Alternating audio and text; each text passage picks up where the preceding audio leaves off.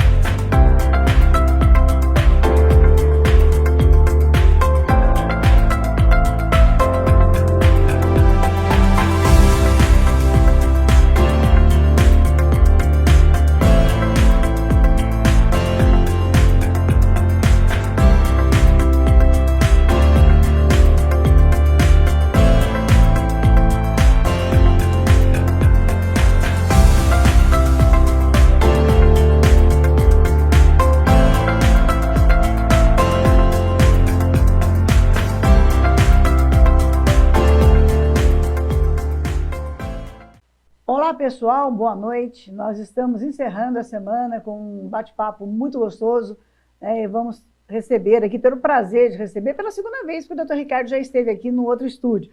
O Dr. Ricardo Henrico Trevisan Franco, ele é médico clínico geral, está nos dando o prazer de vir aqui falar com a gente hoje sobre a profissão dele, né? O que é, qual é a função do médico clínico geral, enfim, vai ser um bate-papo muito gostoso. Não sai daí não que você vai gostar. Boa noite, doutor. Seja muito bem-vindo aí na Web TV Andradas Hoje. Boa noite, Rosângela. Boa noite a todos os telespectadores. E vamos falar um pouco dessa profissão linda que é a medicina. Com certeza. E é uma profissão, doutor, que só realmente quem ama entra, porque é difícil você lidar com a vida do próximo, né? Sim, é muito difícil. Ao mesmo tempo é prazeroso pelo fato de você estar ajudando essa pessoa, não só nas doenças dela, mas assim com uma palavra, com uma conversa. Então é muito prazeroso assim essa profissão. Com certeza. Doutor, a primeira pergunta que a gente vai fazer para o doutor é que todo mundo pergunta, né? E muita gente às vezes quer chegar no hospital, quer chegar numa clínica, na Santa Casa, ser atendido pelo especialista que acha que um pediatra, por exemplo. Então nós vamos perguntar para o doutor agora, qual a função de um médico clínica geral? Rosângela, o médico clínico geral, de acordo com que ele aborda a paciente, ele vai buscar saber o histórico dessa paciente, as doenças familiares, as doenças próprias da pessoa, para poder entender o histórico dela. E, através disso, é designado alguns exames que a gente consegue detectar algumas doenças que a gente vai seguir alguns protocolos ou atender essas pessoas e seguindo de acordo com a patologia que ela tem. Com certeza. Aí, no caso, o senhor vai estar orientando se ela tem que procurar um especializado para aquela área, dependendo do resultado dos exames. Isso. Aí a gente, através do histórico da pessoa, a gente consegue saber se é uma doença crônica para encaminhar para um vascular, para encaminhar para um cardiovascular, encaminhar para um pediatra. Então, de acordo que a gente for entendendo o histórico dessa pessoa, a gente vai abordando de modo multidisciplinar para melhor tratar essa pessoa. Com certeza. Quando se deve procurar um clínico geral? O clínico geral deve se procurar a palavra sempre, né? Porque é um médico de rotina anual, é um médico que vai acompanhar doenças crônicas como diabetes, como hipertensão, doenças crônicas como hipotireoidismo, entre outras doenças genéticas, né? Uhum. Então é importante todo ano estar procurando um clínico geral para a gente poder, um modo de preventivo das doenças, para que ela não se manifeste de forma mais grave e a gente possa abordar melhor o paciente e conhecê-lo. Com certeza. Doutor, nós tivemos aqui, acho que o ano passado foi mais, esse ano nem tanto, muitas mães reclamando que não tinha, estava em falta na cidade o pediatra. E as mães reclamavam para nós que chegava no pronto atendimento, ou na Santa Casa, ou que seja ali no postinho, sempre era um clínico geral que atendia. Mas primeiro passa-se por um clínico geral que está apto para consultar aquela criança e saber para qual médico, qual especialidade realmente ela deve ser encaminhada, não é isso? Isso, Rosângela. O pronto atendimento, no caso, o primeiro atendimento é dado pelo médico generalista ou pelo médico clínico. Uhum. E através do que decorrer, do que está acontecendo com o paciente, da patologia que ele está, o que está acontecendo, é designado para o especialista que está de plantão também. Sim. Então existe, por exemplo, o primeiro atendimento é dado para aquele médico generalista e clínico. Logo que você detecta o que está acontecendo, você vai designar esse paciente para a especialidade.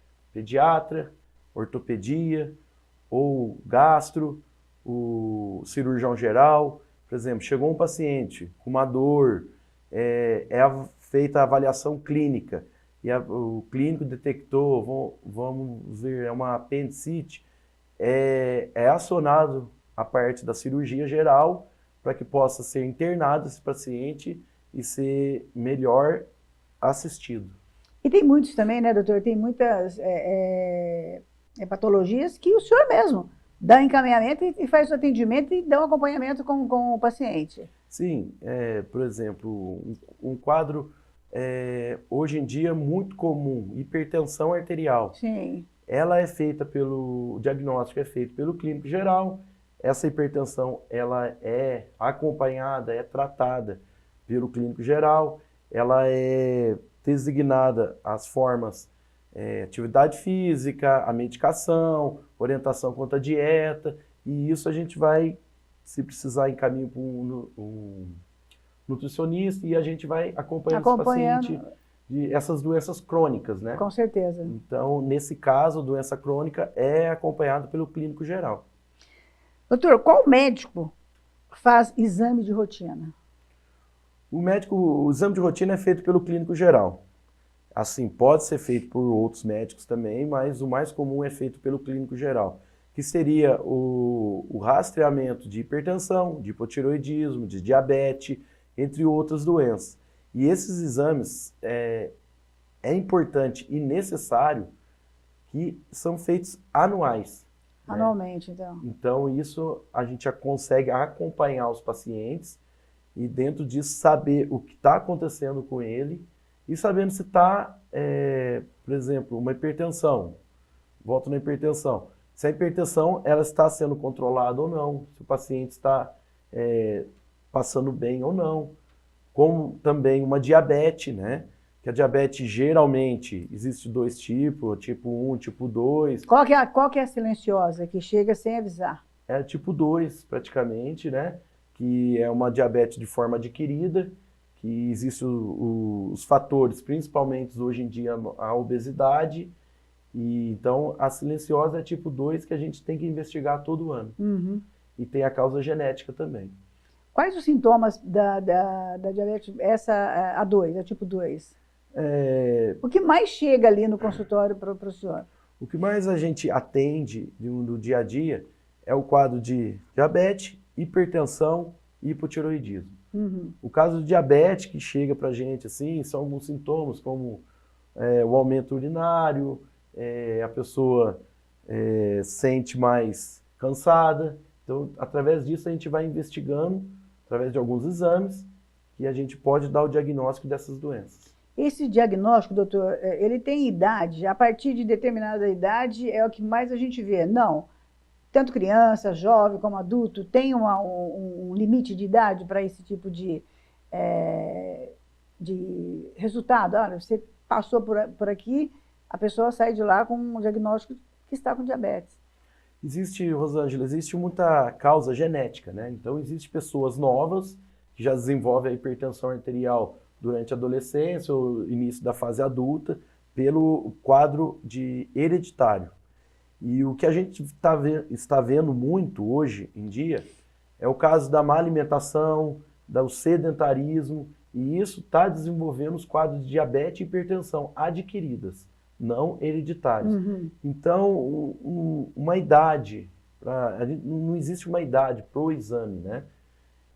Existe a clínica do paciente, que você vai ver o que ele vai queixar para você. Uhum. Então, através disso, a gente consegue designar os exames corretos para a gente investigar e dar o diagnóstico que pode estar acontecendo com eles.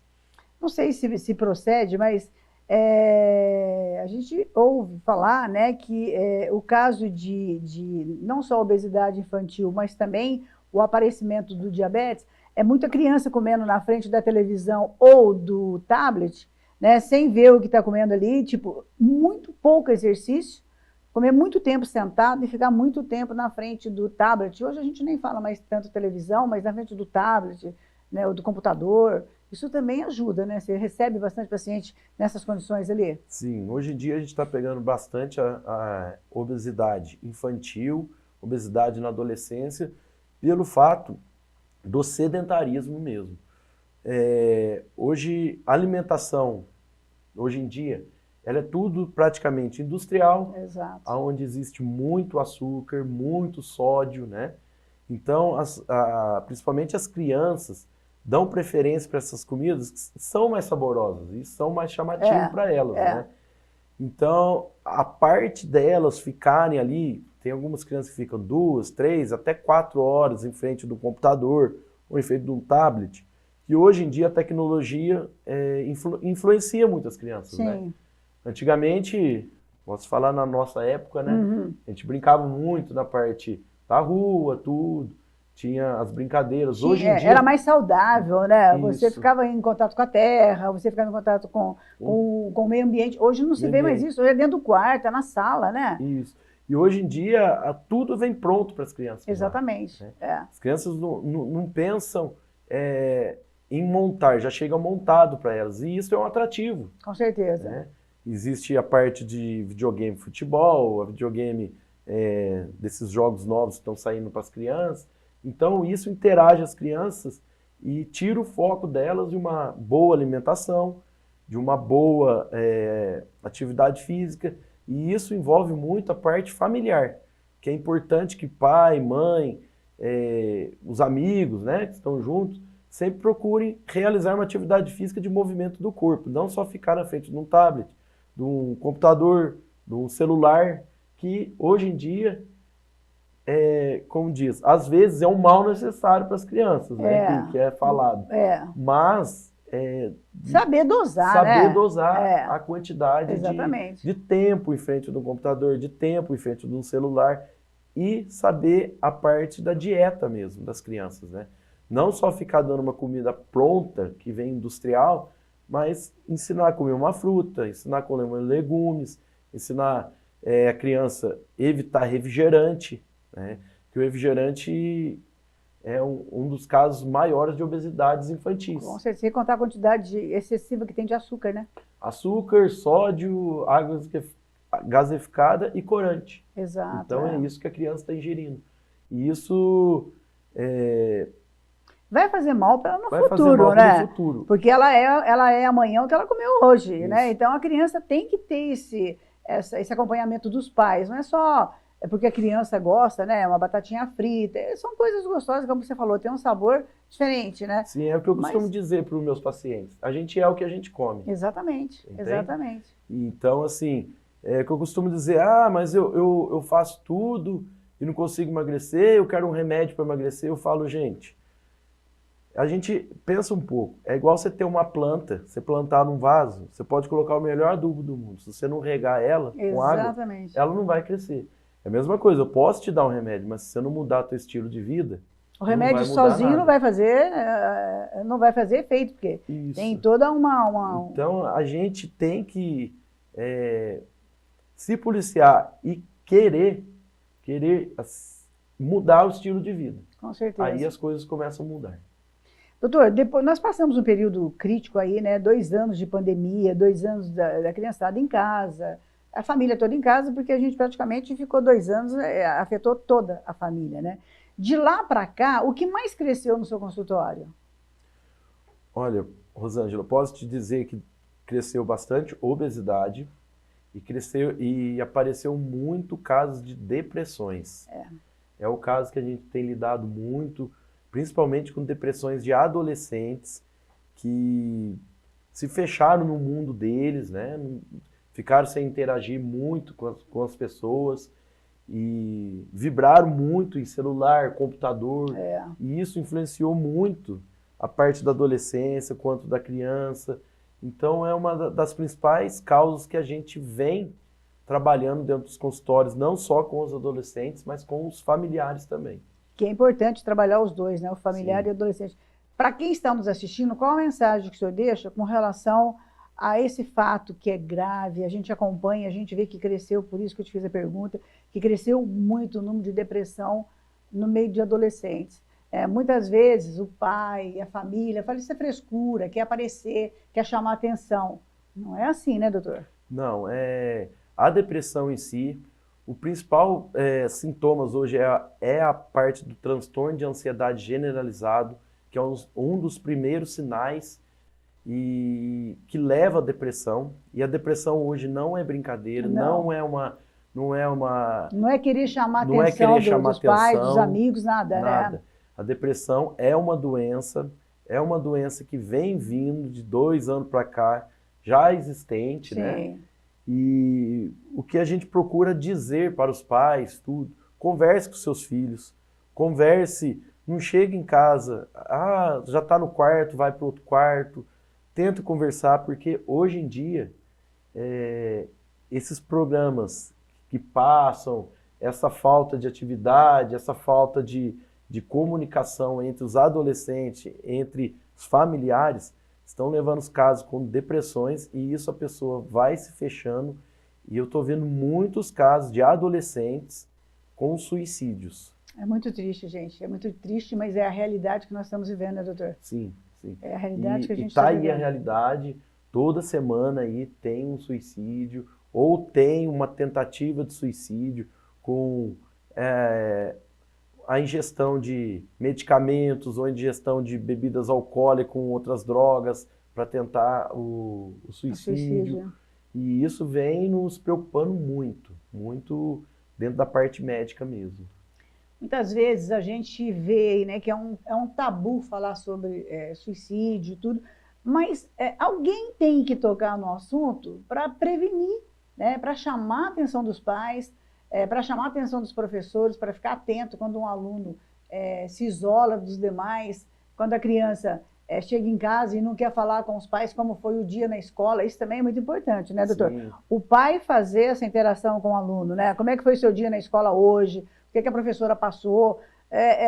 O pai mostrar para o filho que eles se preocupam com o filho, não é mesmo? Sim. Filho, filha. Porque o que a gente está vendo muito são chamados bullying, né? Exatamente. E às vezes tem as crescido. pessoas, o que a mídia impõe pra gente hoje? Que tem que ser alto, que tem que ser magro, que tem que ser comunicativo, tudo isso aí. Tem que ter o celular da hora. Tem que ter o celular, o celular mais caro, tem que ter as roupas mais caras, exato. o tênis mais caro. E o que a gente está vendo nesse momento que a gente está vivendo? Muito bullying, principalmente entre mulheres.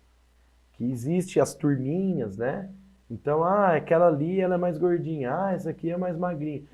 E a criança, pelo fato de hoje, pelo mundo que estamos vivendo, está mais fechada, então, às vezes, o pensamento dessa criança, desse adolescente, começa a ficar, será que eu sou feia? Será que eu não me enquadro nesse grupo? E isso vai gerando um transtorno de ansiedade, com certeza. uma agorafobia, com pânico ou sem pânico, o que leva os transtornos de suicídio. E eu presenciei vários, eu trabalho também na cidade de Espírito Santo do Pinhal, vejo direto chegando para a gente no plantão, tentativa de suicídios. Daí você vai buscar a história da criança, você puxa a história, mãe que não conversou, sentiu feia, é uma amiga que falou alguma coisa, ou é uma briga do menino que gosta ou não. Então, isso vem se tornando cada vez mais comum. Por isso que é importantíssimo o diálogo, coisa que a gente não está tendo hoje com nossos filhos, nossos familiares, nossos pais. Então, é importante a gente conversar. Pegando o gancho, doutor, no que você estava falando, a rede social hoje também, ela traz muita informação, né? Ela bombardeia tanto o adolescente, a criança, né? E eu estava assistindo um programa, não me recordo em que canal aí, que uma pessoa deu uma declaração, quando aconteceu esses ataques às escolas, um pai deu uma declaração, o meu filho fica muito mais, eu fico muito mais seguro porque meu filho passa o dia inteiro no quarto, no computador, e ele não fica na rua no perigo. Muitas vezes o perigo está exatamente dentro de casa, no computador, onde ele está acessando, se ele estivesse na rua brincando com os amigos, né? Sim, hoje em dia a gente está vendo esses adolescentes ficando mais tempo, que nem você falou, dentro de um quarto que convive mesmo com a família. Você pode ver que esses ataques, principalmente que houveram, esses últimos, foram tudo personagens de um jogo. Exatamente. Eles se investiram naquele personagem do jogo e fizeram um atentado na escola. Então é muito importante as mães, os pais, saberem o que está ocorrendo dentro do mundo da própria casa. Com certeza. Pelo fato de, às vezes, estar mais seguro estando junto com a família, trancado dentro de um quarto. Porque às vezes você acha que ele está lá tranquilo e está fazendo alguma coisa que não seja de ele está falando porque a rede mundial já diz tudo, é mundial. Às vezes a pessoa está falando com uma pessoa do outro lado, sim, que está ali simplesmente tirando o filho daquela família, não está percebendo. Sim. A criança começa a interagir achando que é um outro adolescente da mesma idade, é um pedófilo, é uma pessoa que está fazendo a mente dele trabalhar para um outro lado, não é mesmo? Sim. Então isso é muito importante que os familiares fiquem em cima, muito importante o diálogo familiar, para que a gente evite esses casos de suicídio, de ataques, de transtorno de ansiedade, de agorafobia, de medo, de fobia social, é o que está acontecendo hoje. Com certeza. E o número grande de depressão, como nunca visto, né? Muito. A gente está encerrando a nossa semana, né, aqui na Web TV Andradas hoje, tendo o prazer de receber aqui o Dr. Ricardo Henrico Trevisan Franco. Ele é médico clínico geral, né? Nós o convidamos, ele atende ali no IMA, né? E está aqui também pelo IMA. Aproveitando o gancho que nós estamos conversando com ele aqui, você que tem o cartão Saúde Previt, ele também atende ali o IMA e o IMA atende o Saúde Previt. Você tem a criança aí que está com problema, precisa passar pelo médico, o IMA nós vamos colocar no final aí o endereço para vocês estarem procurando, né, para poder entrar em contato se precisarem. Doutor, quem está nos assistindo, né, quer entrar em contato, quer marcar uma consulta, o senhor atende em quais locais? Eu atendo no Instituto Médico de Andradense, ali no IMA, e aqui em Andradas é esse local que eu atendo meus pacientes. E fora isso é Pinhal? Pinhal, trabalho no Espírito Santo do Pinhal também. Fica aí na estrada direto e reto? Na estrada direto e reto, Pinhal, Andradas.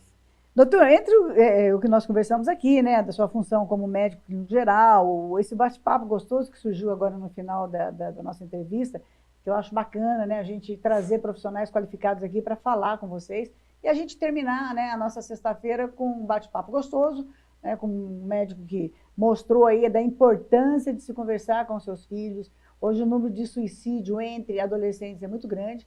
Ele é médico, ele mesmo falou que onde ele atende lá em Pinhal, ele atende quase que diariamente um caso, né, envolvendo idoso, criança, mulher, adolescente, enfim. Sim. A depressão não escolhe idade, né? Ela entra mesmo, e se a família não ajudar, você perde aquele ente querido ali para a depressão e vai embora mesmo. Doutor, eu queria agradecer de coração o senhor ter aceito aí encerrar sexta-feira com a gente aqui nesse bate-papo gostoso e as suas considerações finais para quem está nos assistindo aí. Rosângela, eu agradeço o convite de estar aqui com vocês.